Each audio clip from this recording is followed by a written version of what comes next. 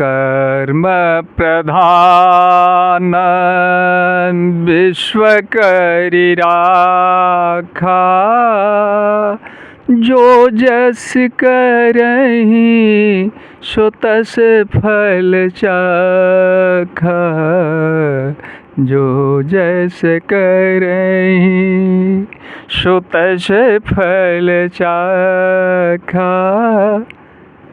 ऐ मेरे प्यारे देशवासियों, अभिभावकगण तथा माताएं एवं बहनें तथा साथीगण, युवा साथियों, मेरे प्यारे प्यारे नन्हे मुन्ने देशवासियों, कर्म की प्रधानता है।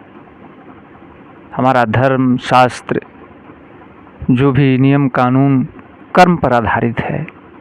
जो जैसा करता है वैसा फल पाता है, यही मेरा शास्त्र, संविधान, नियम कानून सब कहते हैं। फिर परमात्मा हमारे क्या कहते हैं? प्रभु श्री राम, मर्यादा पुरुषोत्तम श्री रामचंद्र भगवान भक्त द्वारा रचना कराते हैं और क्या वर्णन कराते हैं? कर्म की बात क्या है? मनुष्य केवल कर्म का भागी है, फल किसके हाथ में है? परमपिता परमेश्वर के हाथ में है। तो अगली पंक्ति हमारे तुलसीदास जी महाराज के द्वारा, वाल्मीकि जी महाराज के द्वारा रचना की गई, ईश्वर के प्रेरणा के द्वारा 6 चीज़ परमात्मा ने अपने हाथ में रख लिए। क्या रखे?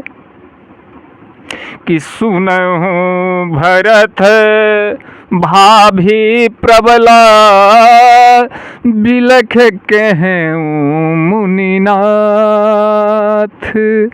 हानि लाभ जीवन मरना, जस यप जस विधिहान। ऐ प्यारे,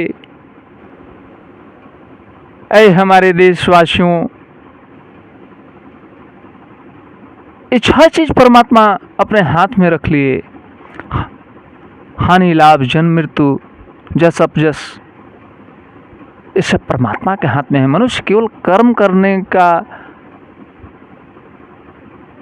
उत्तरदायी रखता है, फल उसके हाथ में नहीं है, सब परमात्मा के हाथ में है। किए हुए कर्मों का फल समय आने पर दिखाई देने लगता है।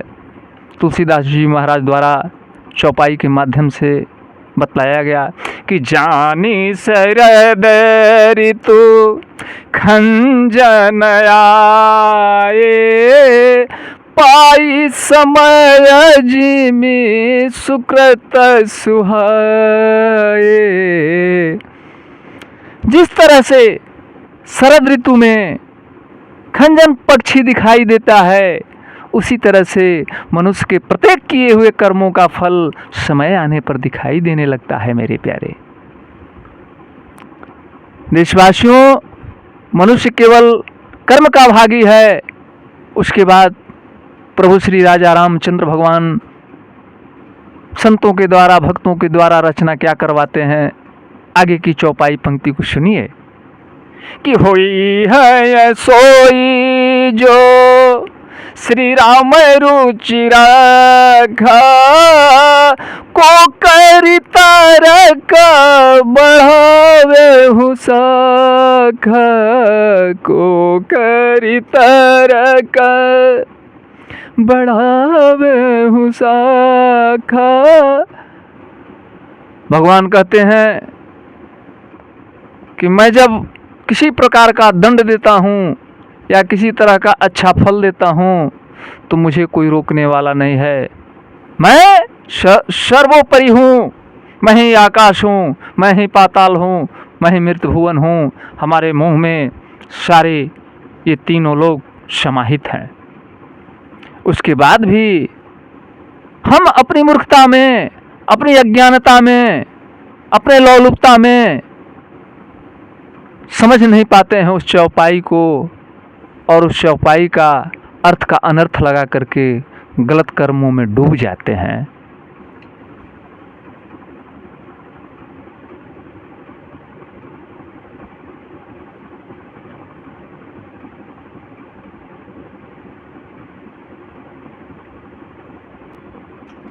आगे हमारे प्रभु श्री राजा रामचंद्र भगवान संतों और भक्तों के द्वारा चौपाई के माध्यम से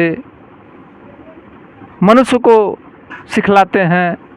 क्या सिखलाते हैं कि काम क्रोध मद लोभ सब नाथ नरक के पंथ।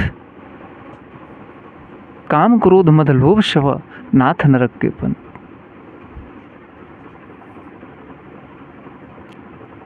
इस पर काबू करना है।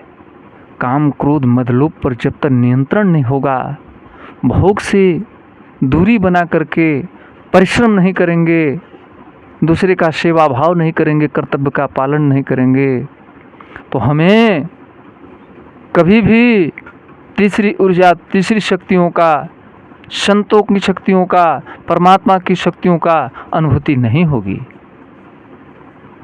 ये सब विचार करने की जरूरत है।